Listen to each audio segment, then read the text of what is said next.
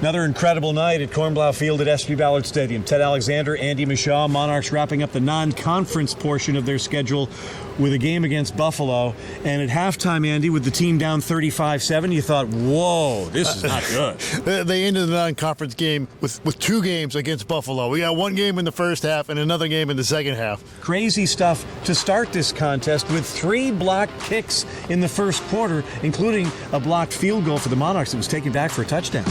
After the Monarchs blocked the first punt, set themselves up perfectly, couldn't move it, couldn't get it in the end zone. Short field goal gets blocked. A defensive end picks it up and goes 88 yards into the end zone for the Buffalo score. Then the Monarchs block another kick. First time they've had 2 blocks in a game since the Campbell contest back in, 2013. And that leads to their first touchdown. The game 7-7, and everything's okay. Yeah, first quarter, 7-7. You feel like you left some points out there, but you're right there. You're all right. After that, Buffalo started executing better. The Monarchs started, deconstructing with penalties and other issues and drop passes, and it was 35-7 at the half. And it was a time for this young team to look in the mirror and listen to their coaches. And boy, that second half, Andy, what a half to build up. Buffalo put up 28 points in that second quarter, and they're down 28 points coming out of the half. And it was DJ Mack that really came out here and just took this team on their shoulders and just dragged them right back into this game. His long runs, his extending plays, and he threw the ball very well tonight. I mean, the first half, guys were dropping balls all over the place. Javon Harvey had a couple of drops. Second half, it's like they switched jerseys with it. Javon Harvey's all over the place, making catches, making great plays. Jennings had his best night as a Monarch with 7 catches. Kuntz, another good game tonight.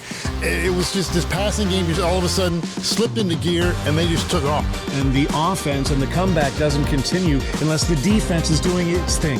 And they held to Buffalo to 40 yards in the second half? 40 yards in the second half. The offense was out on the field the entire time. That defensive unit for the Bulls was gassed at the end of this thing.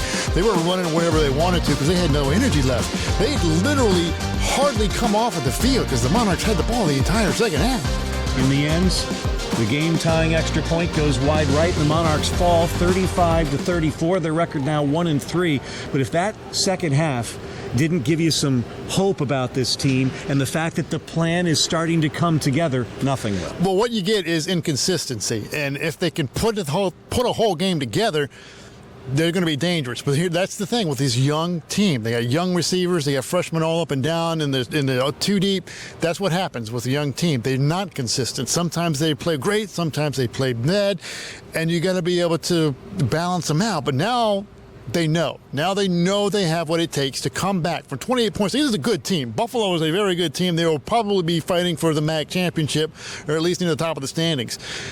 They know that they can come back now. And Coach Ronnie has been talking to these guys this whole time, and now they may start to believe it themselves and focus a little more. Love the fact that they didn't fold the tent at halftime. Not in their DNA.